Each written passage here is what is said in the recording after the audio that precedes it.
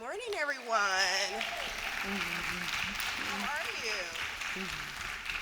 I have to start off to say that I brought my shoes on here because I brought them all the way from Austin, Texas, and it was a wardrobe failure, but I wanted to make sure they got on stage so that way you could see my entire outfit. Woo! They're awesome. Hi, I'm Courier Francis. I'm Vice President of Solutions at Esteemed Advertising. And over here I have Libby Brokoff, who is the owner of Odysseus Arms. And not only is she one of the few women who own an advertising agency, it's a successful advertising agency, and it was named one of the Small Agency of the Year for Ad Age in 2014. So thank you, Libby. And then I have Coy Vin, who is the principal designer at Adobe. He is also has a website called subtraction.com, and he's here to talk to you about how design and all of that come together for technology.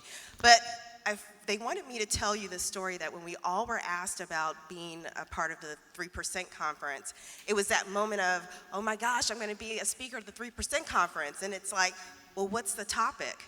Oh, your failure resume. And I was like,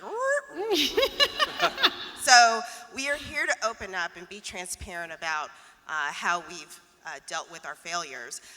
And we hope that at the very end we have our Q&A and you'll be able to ask us some questions and we'll share a little bit more. But before we get started, we wanted to make this a very fun session, and we wanted to show a video of some of the more famous failures that are out there. So I'm gonna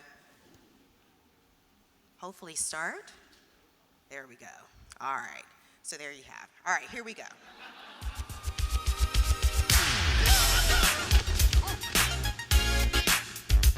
Work hard for what you want in life. Then you work hard for what you want in life. That's what friends are for.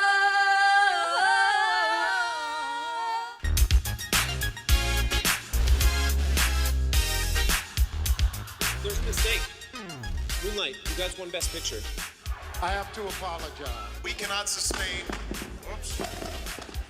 Nominated in this category for Winter's Bone.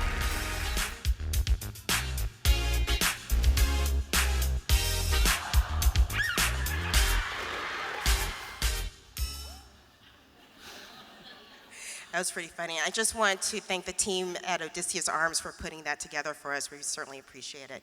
Thank you, Libby. So before we get started, we wanted to make sure we let everybody know that we want you to join in the conversation. We will have a Q&A session at the very end, but we're hoping that you will go ahead and tweet out, some of the moments that we're having up here, or even share some of your failures that turned into successes. So we're going to go ahead and get started. Well, this is going to be fun, I can tell already. The first one is going to be talking about your lemons to lemonade moment.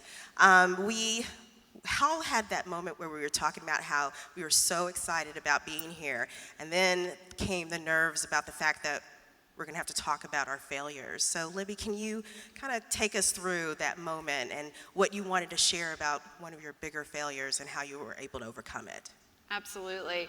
I think they asked me to come because I'm pretty much from the failure capital of the world, San Francisco, which is where I came from today. Are there any other San Francisco people here today?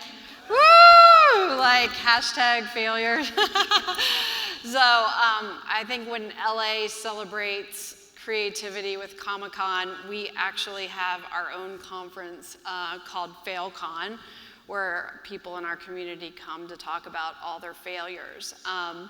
My story is actually not from San Francisco, but it's from London. In London, I was there for about 10 years, and I created an agency there called Mother UK. So I was 27 years old, so my idea was to kind of break everything that existed in advertising. And I think just being young, I thought, well, why do we need to keep anything that exists in our industry? We should change it. We should bust it up. And I basically had no fear. And I poured everything that I had into that agency. I named the agency. My partners wanted to call the agency Tom, Dick, and Harry. And they thought it was really funny because it was sort of a play on all the men's names that you usually see on ad agencies. And I had a different idea. I wanted to call it Mother to really embrace the creative spirit and let creative people do more than just make ads. And I wanted to help them embrace that. The agency went on to become Agency of the Decade. If you read in the press this week, they have just conquered Asia. One of my partners sold out a few years ago for $20 million. So after I had been working there for a while, I woke up one day and had this fear. And it was a fear of having a screensaver on my phone that would just be a dog. And I didn't want a dog. I wanted more than that. I wanted to have a family. I wanted to have kids. I wanted to have a husband. And I didn't know how to do that. So instead of having a strong group of women, probably like all of you here, I consulted no one. I had no advisory board. I reached out to no one with this concept. And the idea that I came up with was to quit. And that's what I did. I quit and I came back to America. So I've spent 30 years working on all these Fortune 500 brands, cracking these amazing problems and earning them fortunes of dollars by building their brands. And I couldn't crack my own problem. I didn't figure out a way to kind of solve that. Playing Monday morning quarterback now, the solution is so easy to me. Like, just go to my partners and tell them what I'm doing. I'm starting the New York shop. I'll be working 3 days a week. 2 of the days are remote. I'm gonna have this much holiday. But I didn't seek anybody's advice for that. And so when I had the pleasure of being able to start another company in San Francisco, the first thing that I realized was in my zip code, there were these amazing women who were doing nothing. And pre-kids, they had all sorts of accomplishments. And they were basically, other than being a mom, their brains were pretty much sitting idle. And so my partner and I sort of said, how can we utilize these women, because they need to have time to pick up their kids. I mean, children are not part of augmented reality. They're real. They need people to hug them, and they need people to support them. They need dads. They need moms. They need people to catch them when they fall.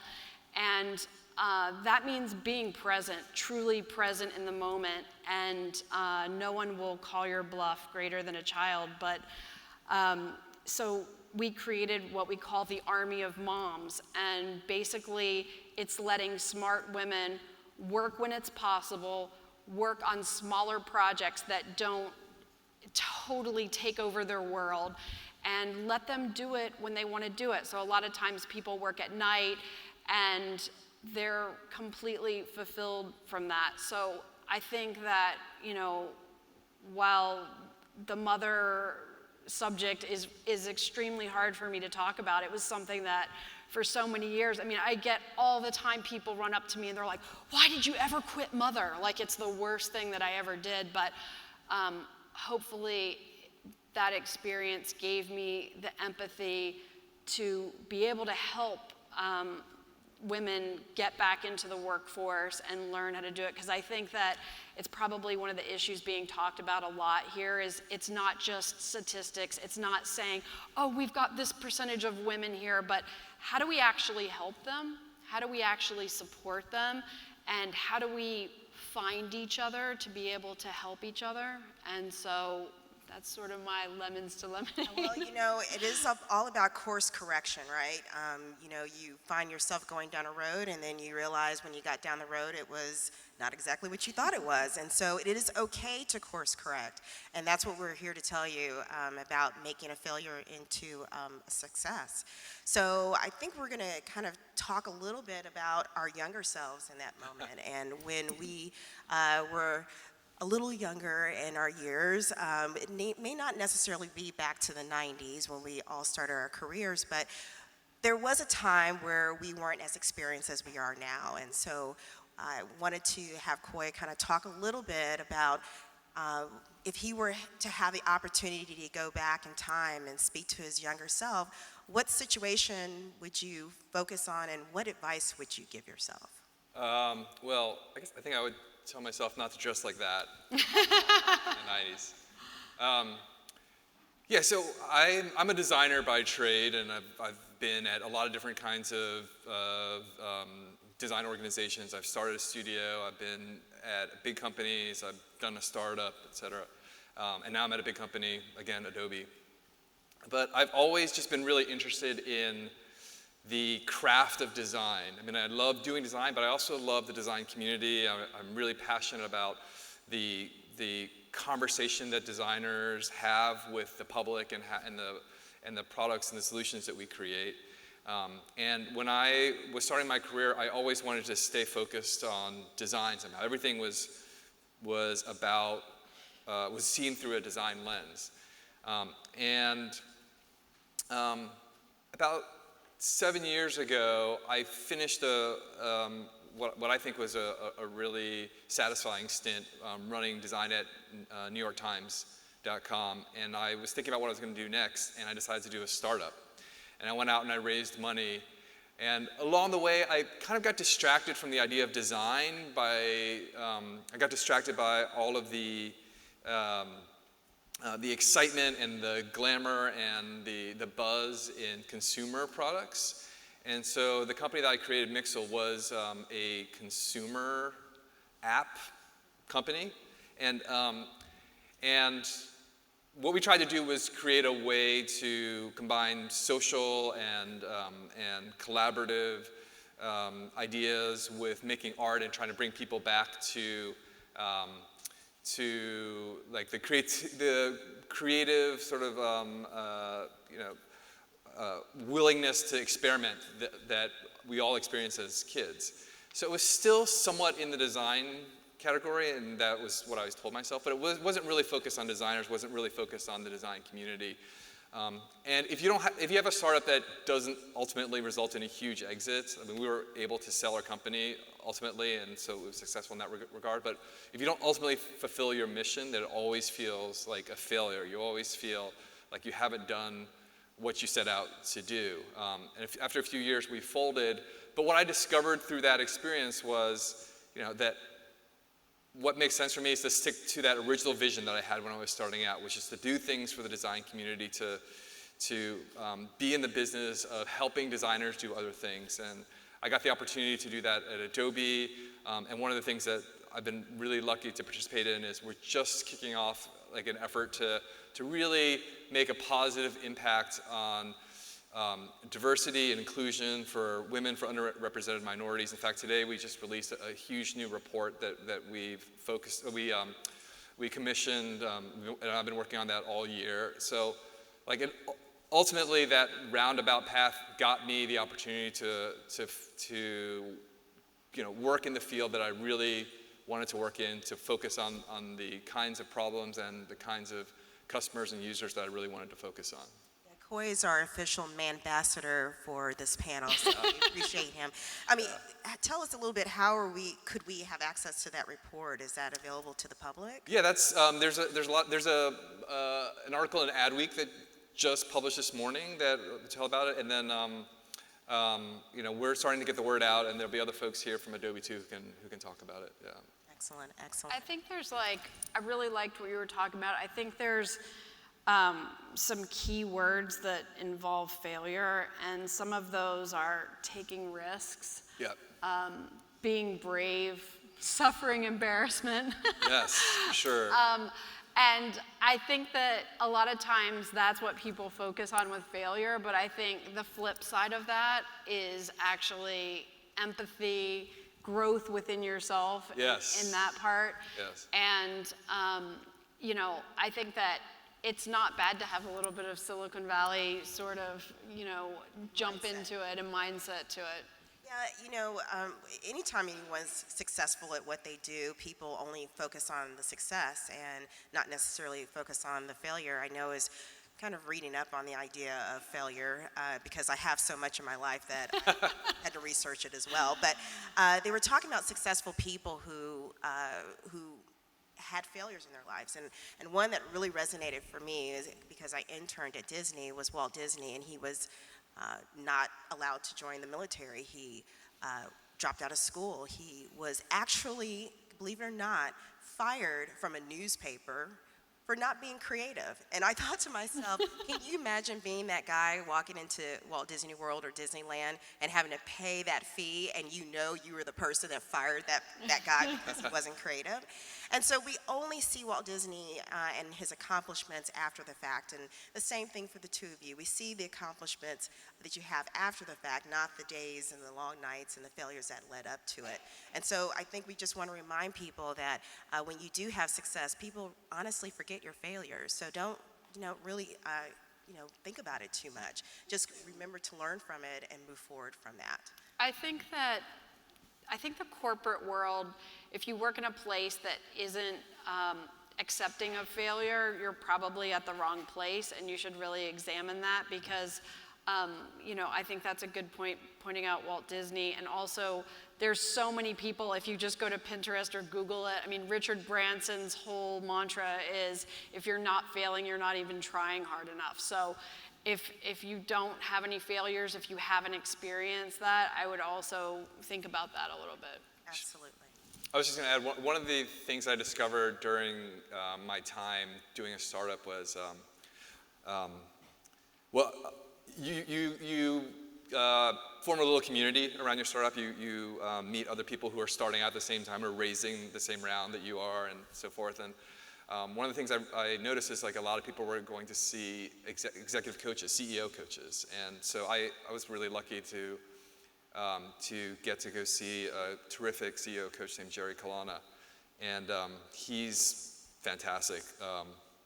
And I thought it would all be about like how to talk to investors and presenting and how to strategize. And there's definitely some of that, but when I started seeing him once a week or so, maybe once every 2 weeks, I realized it was just therapy for like everybody's anxieties about their startups failing. It was just like everybody's in there basically like sweating it out, and he's basically trying to help build confidence and understand that like, 9 out of 10 startups fail. I mean, if that many, so or if that few. So everybody's going through the same experience. It's just like when you're walking out in the street and you run into somebody and you ask, hey, how's your project going? They're like, oh, everything's great, couldn't be better. And in actuality, everybody's like mortified. It's like I'm not doing enough, things aren't going well enough. It's the contrast between the internal experience and what you project to the world is very, very stark. And we all do it and we can't help it. Yeah, I worked at a radio station a few decades ago, and unfortunately, and you get to meet a lot of stars, people who are legends, and then people who are just starting their careers. Yeah. And what I learned from that experience is that the closer you get to the sun, the more and more you realize it's just a light bulb. These people are just like the rest of us. And so you think that you're the only one that has insecurities. You think they're the only one that is worried about what you're going to say. And the truth of the matter is that's how everybody feels. So, One of the themes that I like that I started to build on a little bit when I was talking is just this support network, and I hope that becomes a theme from the conference today, but yeah. I think it's huge. I think that people don't realize how much people will pick up the phone for you, how reaching out to them and asking for their expert opinion, you'll get it, and you should do it, and you should start to build this network before you think you need it. And find other strong, creative women, men. It doesn't matter. It's people that you respect, people's opinions that you respect, who have the expertise to be able to give you another point of view. You don't have to listen to anybody, but it's absolutely awesome to hear a different perspective, see it from a different place. So build that community. Anytime you meet someone whose opinion you respect, build that relationship. Yeah, the theme is beyond gender, and I think that's important because I know that we were talking earlier about getting to the 51%, and there's not can't get to 51% without men. I mean, let's be honest, if we all hire ourselves, we'll only double it to 6% and go from there. So just remember that everybody is a part of the community when you make those communities. So we're going to talk a little bit about our failure resumes. You know, when this came up, the first thing, like I said, I did my research. I'm a research person. I looked up failure resumes, and it kind of fell into 3 different categories. The first one was a gentleman actually did 2 different types of resumes. One where he talked about his not so great accomplishments, where he overcame obstacles, let's call it that. And then he made the exact same resume, highlighting exactly what we all do, which is highlight all the great things that we do. He submitted those same resumes to 10 different companies. He got 6 responses from the failure resume, and he only got 1 response from what I'm going to call traditional resume. And they went back to the HR people and asked them, why did you want to speak to him? Some of them were like, I'm just curious, meaning that he puts that kind of stuff on a resume, I just want to see who they are. But a lot of them kind of felt like they understood what they were dealing with when they brought him on board. So, you know, there's a different way of looking at it. And other people, there's you should go look this up, a company that put out their anti-portfolio. It's a venture capitalist firm, and they talk about all of the companies that they passed up, small companies like Airbnb and Facebook and you know, FedEx, and I know you've never heard of any of these companies. And I thought that was very good. I mean, for example, Apple, which they did pass on, they felt that the $60 million valuation that they gave at the time was way too high. So I don't know if any of you have that $1,000 iPhone. I do not. But if you do, you realize that $60 million is pretty low. So we were going to talk about things that we didn't do so well. And so I'm going to take this one and kind of share the moment in time where I didn't accomplish exactly what I wanted to accomplish. And this was very early on in my career. I just graduated from school, and I had the opportunity to interview with Southwest Airlines. They actually flew me out for this interview, and so I was just amazed. I couldn't believe that anybody would put me on a plane, even though they are an airline company. But they put me on a plane and took me to St. Louis, and I interviewed with them. And when I walked in, there were probably like 10 other people there. They were all about my age, dressed nicely. And first I was telling them, I said, this is how innocent I was at the time. I honestly thought all those people were there to interview me. That's how important I was. But the truth of the matter is, those were my competitors for the position. And they put us all in the same room, and you had to sit there and listen to everybody talk about their experience. So one person said, I graduated from this school, and I had this type of degree and this type of experience. And so I was towards the end of this semicircle. And when they got to me, I was like, well, I just graduated from the University of Texas at Austin, and I don't have that kind of experience, so I'm not gonna get this job, but I'm glad to be here. That's exactly what I said. So here you go, folks. Lesson number 1, don't tell an employer when you go in for an interview that you're not getting the job. That's step 1. And step 2, don't tell the people who are competing for your job that you aren't gonna get the job. So those are 2 little nuggets for you to take on for the rest of your life. But just as a reminder that we do have those moments, and the one thing I learned from that was that when we started doing some exercises that they had us do, I did have really good ideas, and I could have gotten a job, but you know, the fact that I had put that energy out there probably kind of limited my opportunities. So last but not least, I don't know how many of you have heard of the show Inside the Actor's Studio. And the host of that show always ends it with, what is your favorite cuss word? Well, we're not going to do that today because this is a family show and we're here to learn how to be successful, and that's not really professional.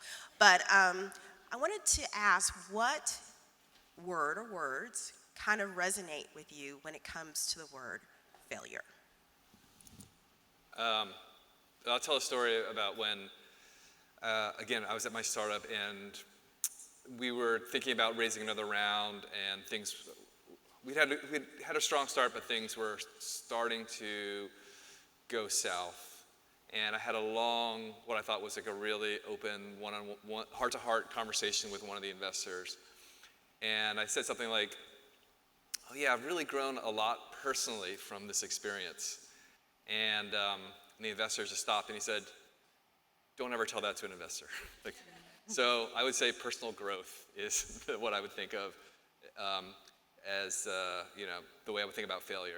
It's great for you, maybe not the best, again, outward-facing projection, but it matters. Absolutely, absolutely. Libby? I thought of fart burger. I thought of that. Dared her to say that, actually. I thought fart burger was really good because I think it means to kind of pivot, right? It means, to have a bit of a sense of humor, and I think that can really take you a long way, and to realize that you're not stuck, that it's sort of a plot twist.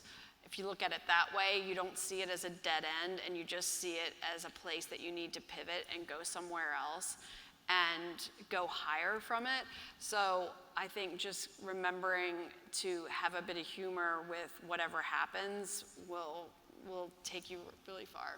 Yeah, I have a more logical mind than the two of them. And mine was insanity, because we all know that the definition of insanity is doing the same thing over and over again, hoping for a different result.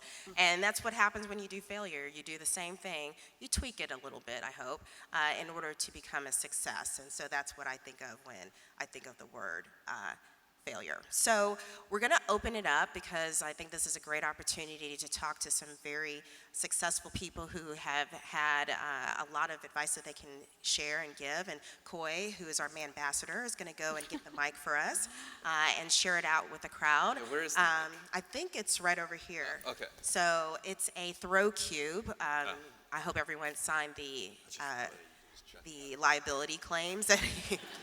But does anyone have any questions out there that they would like? There's a gentleman right here, actually. Man to man and Yeah, one ambassador to another. All right. Excuse me. Oh, this is a fun cube. I'm excited to fail. I'm a student about to graduate from the Creative Circus, and I guess I love that you guys have success now, but talking about when you were in failure, so like right after you were told, this ain't gonna work, what did you do to pull yourself out of it? And in those dark moments, like, what was your support group like, and how long did it take before you turned it positive? You know, the clock is still ticking on some of our failures. Yeah, that's totally true. Yes. Yeah. You know, I think about the times when I've been in the midst of failure, that it is a horrible feeling, and there's always that saying, this too shall pass. And when you're in the midst of it, you're assuming that the whole world is looking in on that moment, and the truth of the matter, it is not. And so it's about compartmentalizing that moment and understanding what it was there and leaving it there and moving forward. I think about the world champion Houston Astros. Sorry, I'm from Houston. I just have to put a little shout out in that each time they went up to bat, they had to forget the moment before. And so you kind of have to take that same mentality about anything you approach, that when you had a failure, you learn from the failure, but you don't take the emotional baggage that comes along with it. For me, I didn't get myself out of the failure. Someone else helped me, and so that's kind of what, I want to tell this so that other people out there can help other women. So I never saw myself going back into the ad industry, and I actually had someone recruit me and bring me back into it, kind of kicking and screaming, because I'd only taken about 5 years off. And I never saw myself coming back, because I had just built up this mother thing as being the only thing that I could ever do, and there was so much kind of shame that I had quit, and there was just so much embarrassment around it that there was no way I was going to go back and do anything. And can you imagine the fear of starting something over, especially in San Francisco? It's the hardest zip code in the world, and I'll tell you, because I've lived everywhere globally, to start an agency. So I quit the agency of the decade. I started a new agency, but the reason I was able to do it was because of my partner, the person who got me back into it, that said, it doesn't matter if you don't know what a PDF is and all of these things. You know, a lot to Koi's point, my heart is in the design and the craft of it, and I never lost that. And it took a friend, a support team, and somebody who believed in me to get me back into it. I mean, that's how I started Mother. One of my partners believed in me and picked me to partner with him. And that kind of support, when you notice people that you think will be a valuable asset, giving them the support and giving them the tools that they need is really significant. Yeah, I would echo some of these comments. I mean, for me, it's all about, having a support network, basically having balance in your life. You know, there's often a lot of encouragement to focus only on your work, focus only on your projects. And having done this for a while now, I just don't believe that's good advice for people, just because you're always going to need some other folks. You know, I was very lucky. I had a family, and that is a tremendous sort of backstop for feeling really terrible, and also it also doesn't give you time to think about how difficult your current circumstances are. But also, I think, Courier, what you said in the beginning, like sometimes failure just sticks with you for a long time. And I think that's true for a lot more people than would admit it. And I mean, there's a famous quote from John Sinclair that says, "It's not a bruise, it's a tattoo." yeah, So. right. So, yeah, it's I okay. think there's a young lady right here. Hi, so speaking as a designer myself is, I guess, kind of like failure adjacent. But to the point McCoy brought up, just like the idea that you really had that want to be in the craft of design, that was something that was really important to you, and I feel the same way.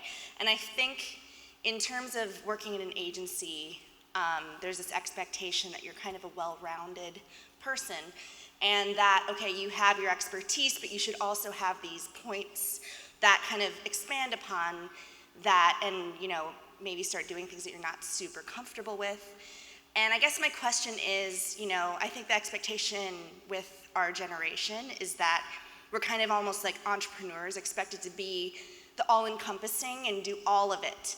And some people, well, okay, me, I think sometimes that having that expertise and that focus and expanding upon that is more valuable than having to kind of break out of that and feel uncomfortable, and maybe it's not something that you necessarily are drawn to, and then feeling like a failure because, oh wait, I don't write copy, but I don't really want to. Is that a problem? Is that, you know, that kind of, those questions that you have is like, is it something I need to do, or can I continue along the path that I'm in and like continue to do that successfully? Yes, so I think that's a terrific question. It's like, how much do you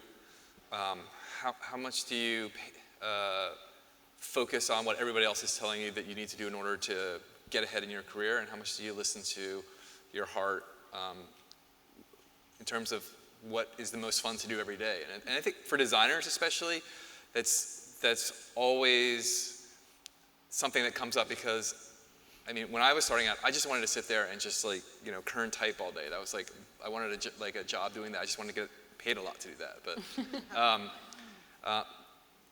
I think ultimately though, you have to think about, you have to balance the two. You can't be deaf to what you're hearing in terms of how to continue doing what you want to do, because it's your responsibility to create your own opportunities. So you have to listen carefully for the intersection of what you're hearing in terms of how you need to level up your skills, how you need to broaden your abilities, the intersection of that and what you know in your heart is going to make you happy. And I think that's the thing that a lot of people have a hard time justifying. It's like, well, I only want to do that because it makes me happy. Well, I don't think that's a bad, well, it's not that it's not realistic. I think that's actually a totally legit voice to listen to. But you just have to think about, like, okay, in order to get to do more of what makes me happy, what do I need to listen to from like this external feedback or input? I hope that helps. It's very vague. Yeah, I mean, I totally agree with you, and I also think that it's okay to have a plan B, you know, for whatever my shoes were a plan B example. As we were walking, and I was like, okay, I'm going to have my other shoes that I have in my bag because I always know that it doesn't work out exactly the way that you want it to, because there's going to be some outside forces that you're not going to have control over that may redirect your path. So, and it's okay because pretty much everybody is not having, there's parts of your life that are definitely a plan A, but there's definitely parts that have been a plan B, and it's okay. Is there anyone else who has any questions? I just wanted to add really quickly to that. The only thing I would add is that I don't think it's bad to focus on what you're doing, because you know, they say the younger generation is going to have 5 different careers, and I think that's great. It sounds really exciting.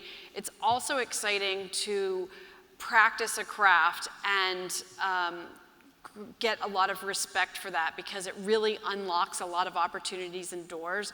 So even though right now you might feel like you really want to be very focused on design, I think that's perfectly fine, because as you grow, you're going to see a lot more opportunities, and you might come to a place where you're more open to that as well. And I think that always having that to fall back on is a real strength.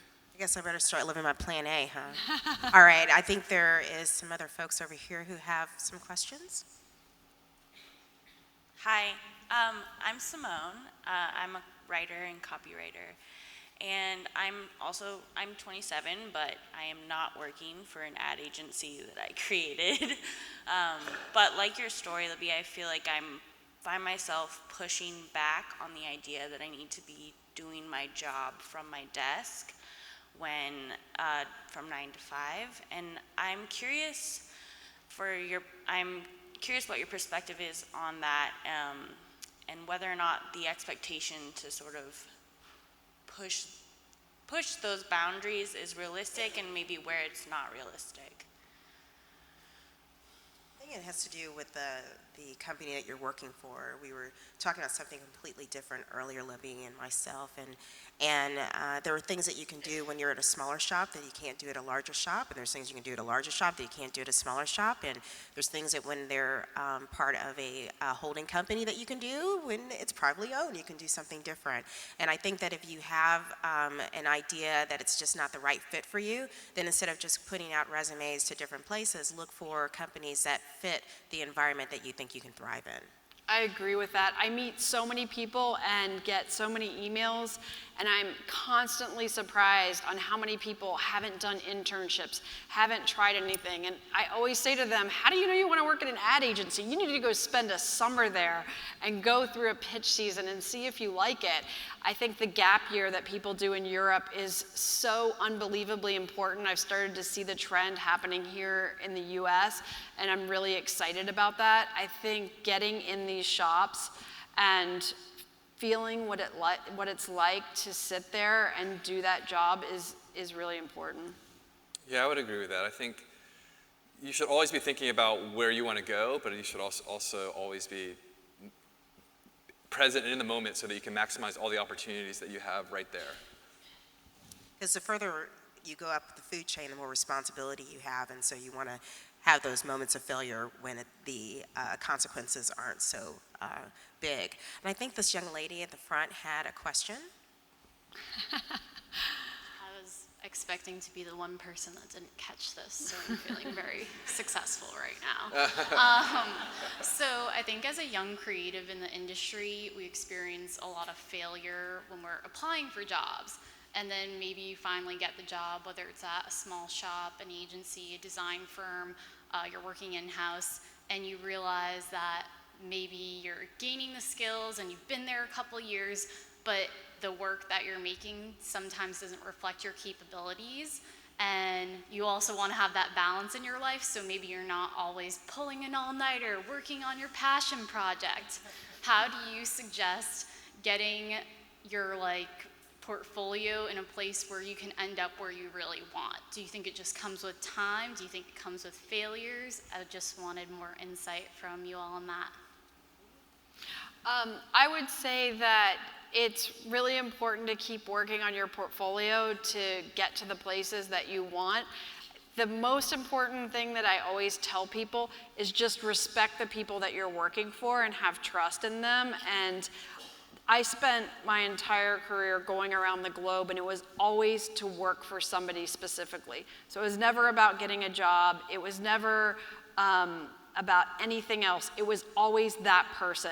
I researched it, I put effort in, and I spent a lot of time dreaming and thinking about working for specific people, because I think everything in this business is a people business, and those relationships are everything. And if you're working for someone whose work that you respect, you're going to be learning things, you're going to progress, and just focus on that. Koi, I know we only have a few seconds, so. Yeah, it is really hard to strike that balance.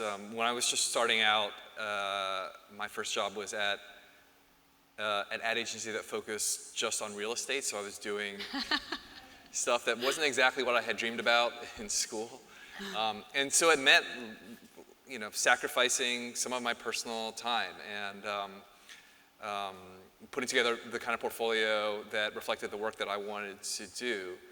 It was hard. Like, I gave up some of my personal life to do that, and I probably didn't have the best balance. And when things sometimes didn't work out, it was really, really hard, because I was single, I was on my own, and I was young and didn't have all the tools. So yeah, you have to invest that time, and you also have to take care of yourself at the same time, whatever that means. So I'm hearing work-life balance. I'm hearing that find some mentors and support system to get you there. And we're also saying to you to learn from your failures. Don't be afraid of them. So I want to thank you so much for allowing us to share our failures with you. And I hope you have a wonderful time here at the 3% Conference.